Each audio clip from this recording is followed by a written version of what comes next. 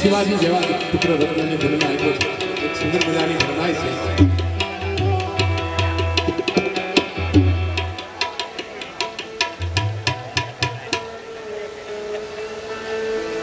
વાગડની એક દીકરી અને દીકરીને એવા પ્રદેશમાં પરણાવેલી જ્યાં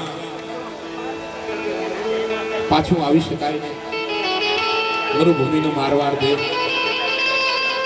દીકરીને જનેતાએ સંસ્કારો આપેલા. બધા સાસરિયામાં કદાચ ગમે એવા દુઃખ પડે અને એવી તકલીફ પડે, કોઈ સાસરિયા સાથે બગાડી પિયરની વાટ લેતી નહીં બેટા. કારણ આખરે તારું એ જ ઘર છે, આખરે તારે ત્યાં જ રહેવાનું છે, એટલે આવીને પાછું ત્યાં જવાનું છે. દીકરી માથે અસહ્ય દુઃખ પડે, અસહ્ય તકલીફ પડે દીકરીને. દીકરી એક વખત ગામના કુએ પાણી ભરવા જાય. પાણીની અછત વાળો પ્રદેશ મારવા જણ ઊંડા ખીચતા આનંદ નંદે કહીશ. એ ઊંડા જળવાના પ્રદેશમાં દીકરી પાણી સીંચતી હોય અને એમાં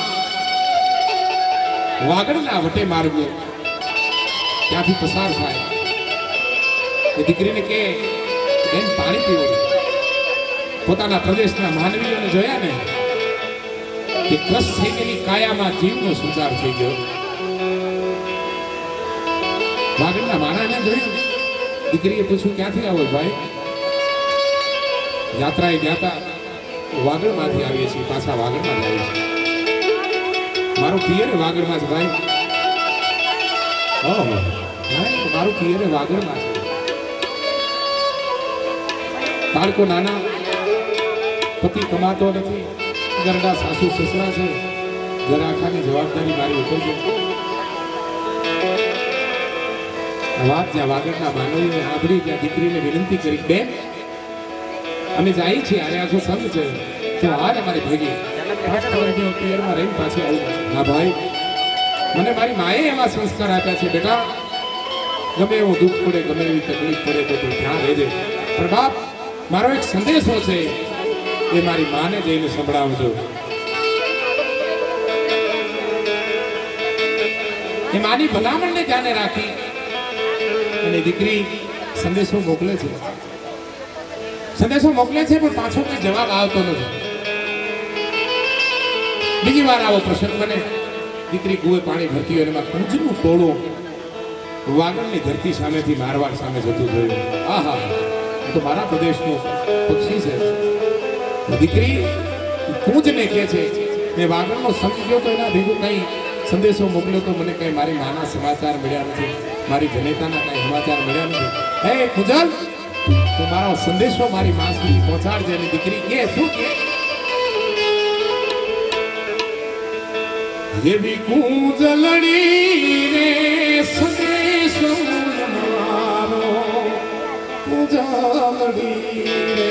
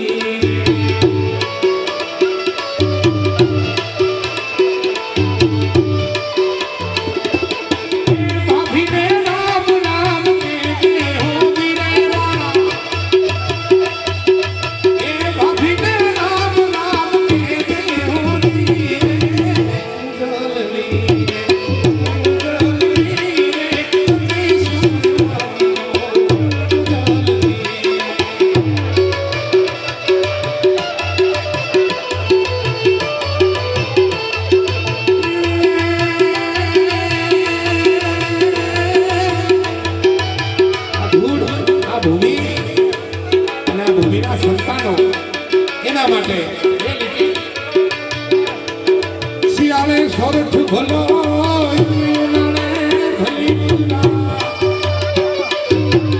એ પણ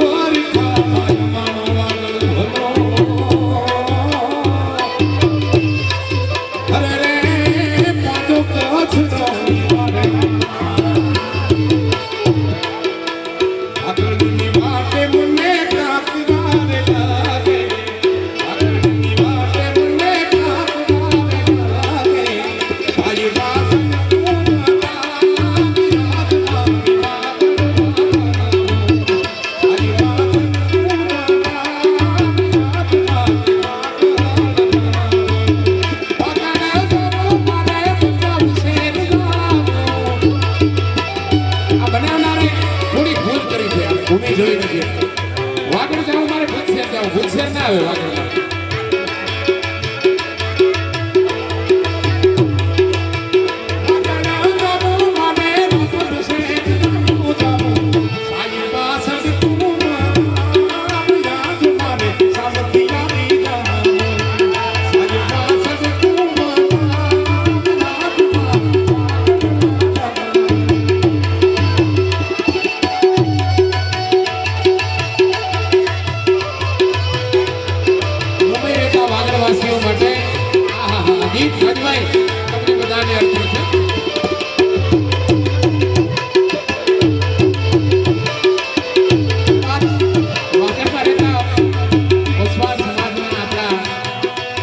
વાગડવાસીઓને આ ગીત ગહન રીતે અસર કરી છે એટલે મુંબઈમાં બેઠા બેઠા વાગડની ચિંતા કરો છો તમે બધા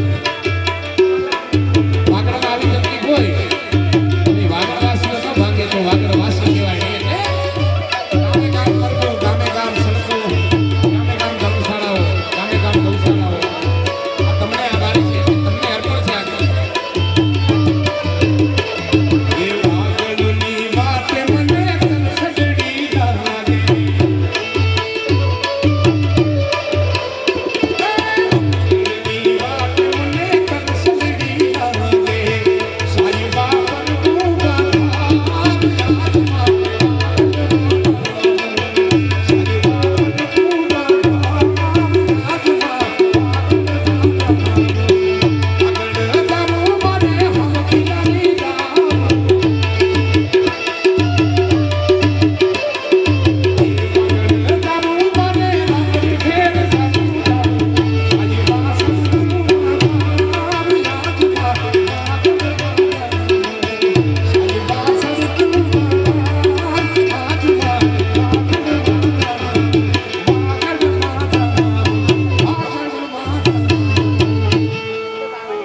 નાનભાઈ અહીંયા ઉપસ્થિત છે થોડી જાહેરાતો જે કઈ છે બધા મહાનુભાવોનો સન્માન ગડા પરિવાર વતીથી ફરી એકવાર એ પરિવારના સંતાનોને જોરદાર તાળીઓથી વધાવીએ જેણે પિતા અને માતાનું ઋણ ઉતારવા માટે આ જીવતા જગતિયાનો આવો રૂડો કાર્યક્રમ યોજી આપણને બધાને આમંત્ર્યા છે નાનભાઈ આભાર આપણે માતુશ્રી ઝવેરબેન પોપટલાલ ગડાના જીવતા જગતિયા નિમિત્તે જે આપણી એક સામાજિક રીત રસમ હોય છે બીજી કોઈ ખાસ પાઘડી નથી કરાવતા પણ જે સામીથારીના મારા માજરના પ્રમુખ અને સામીથારી ગામના ઉપસરપંચ અને જેમણે હમણાં જ મારી સાથે આવતીકાલના જે કાર્યક્રમ માટે સતત ચિંતા કરતા એવા મારા સાથી મિત્ર એવા માન્ય શ્રી નાનજીભાઈ માયાભાઈ ગડાનો પાઘડી દ્વારા સ્વાગત કરવા માટે હું વિનંતી કરીશ માન્ય શ્રી અરવિંદ વાહ વાહ ક્યાં પ્રેમ હે બોલો ખરેખર આને કહેવાય મેં આજે સવારે મેં કીધેલું ને કે રામ લક્ષ્મણની જોડી બે એકબીજા ઈશારો કર્યો ઓલો કે આને કે ઓલો કે આને કે ખરેખર મેં આજ સવારે વાત કરી એનું પ્રૂફ કરીને બતાવ્યું હું બંને ભાઈઓને વિનંતી કરીશ કે આપ સાથે આવો અને નાનજીભાઈનું સ્વાગત કરશો બસ બંને ભાઈઓ આવો જય નામ જાતિ જય નામ જાતિ અને બંને ભાઈઓ ઉભા રહેજો હવે આપણે મુંબઈના માજરના પ્રમુખ અહીંયા ઉપસ્થિત છે ત્યારે એમને હું વિનંતી કરીશ નામજીભાઈને કે આપ પણ આવો અને આ પરિવારનું ગડા પરિવારનું સન્માન સ્વીકારશો ભગવાન કી જૈનમ જાતિ જૈનમ જાતિ જરા સાથે જ અને ખાસ આજ સવારના ભાગના કાર્યક્રમમાં અહીંયાથી ગઢા પરિવારની ખાસ નમ્ર અપીલ અને વિનંતી છે કે સામીખારી લોકલ રહેતા કોઈ વ્યક્તિ અગર પાઘડી પહેરવામાં સન્માન કરવામાં રહી ગયું હોય તો પાઘડી પહેરવા માટે રાજુભાઈ અથવા અરવિંદભાઈનો સંપર્ક કરી અને એમની પાઘડી રૂપી સાડી લઈ લેવા નમ્ર વિનંતી. કારણ કે સવારે થોડી ઉતાવળ થઈ એ બદલ અમે ક્ષમા ચાહીએ છીએ પરિવાર વતી. અને ખાસ બીજું આવતીકાલે સયાજી ટ્રેન દ્વારા રિટર્ન ટિકિટ જનારા માટે ટિકિટ માટેની પૂછપરછ શ્રી પપ્પુભાઈ રણમલભાઈ ગાલાનો સંપર્ક કરવો અને પોતાની ટિકિટ લઈ લેવી એવું ખાસ આગ્રહ રાખવામાં આવ્યું છે.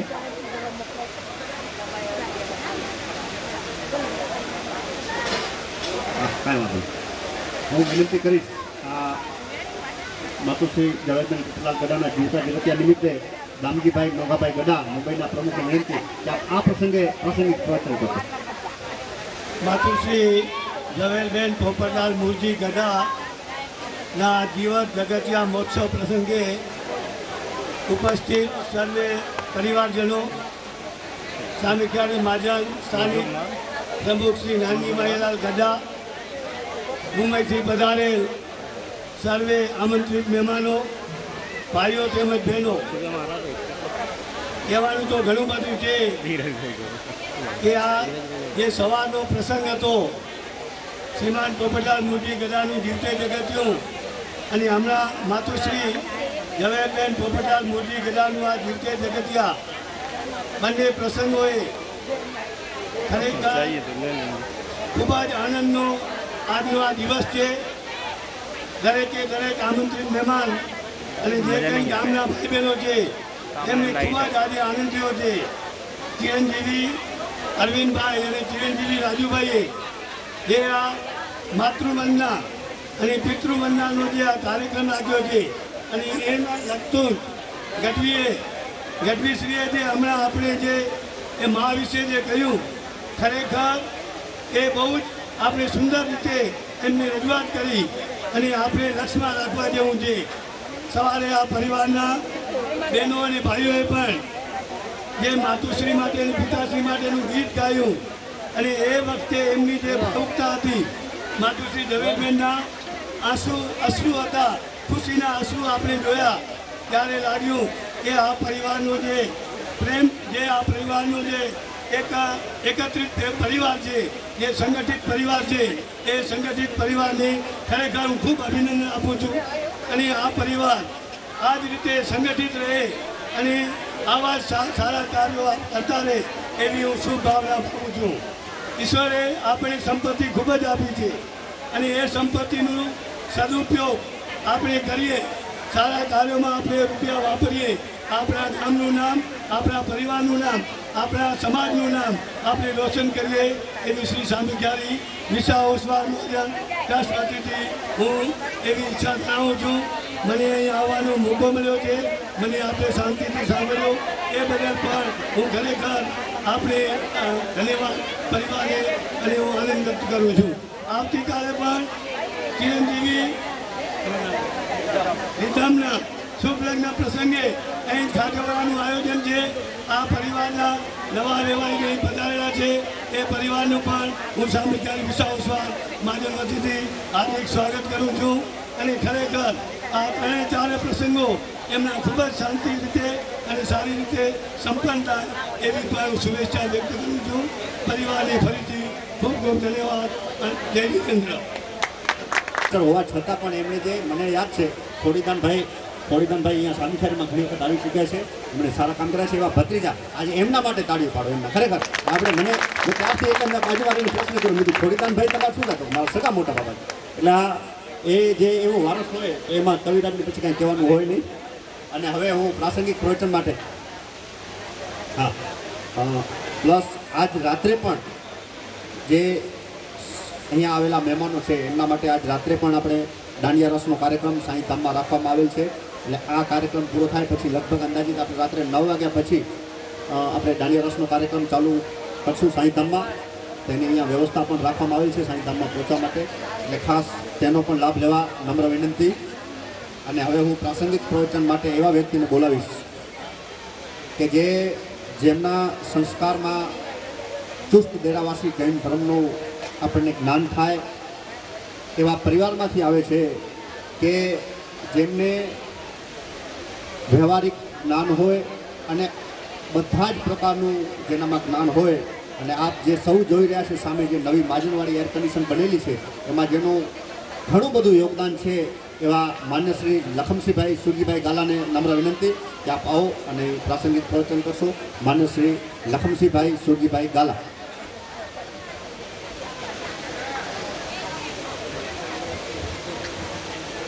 માતુશ્રી ઝવેરબેન પોપટલાલ મૂળજી ગઢાના પરિવાર તથા પધારેલો મહેમાનો, બધું તો કંઈ આ ઘણું બધું કહેવાય ગયું, ઘણું બધું છે કહેવાનું, પણ હવે હું શોર્ટમાં જ કહીશ કે આ પ્રસંગ સારામાં સારો છે. આવી ભાવના વડીલો પ્રત્યેની ઉપાર્જિત કરેલી ભાવના કહેવાય અને કુટુંબનું ઋણ કહેવાય. અને કુટુંબીજનો એ ઋણ ચૂકવે અને એમના કુટુંબીજનો એમનો ભાર ઉતારવા તરીકે ગણો કે જે ગણો તે, પણ કુટુંબીજનો પિતા અને માતા પ્રત્યેની ફરજોનો આ એક સરવાળો છે અને એમના પ્રત્યેનું ઋણ અદા કરે છે. એ જ ઘણું છે એના માટે.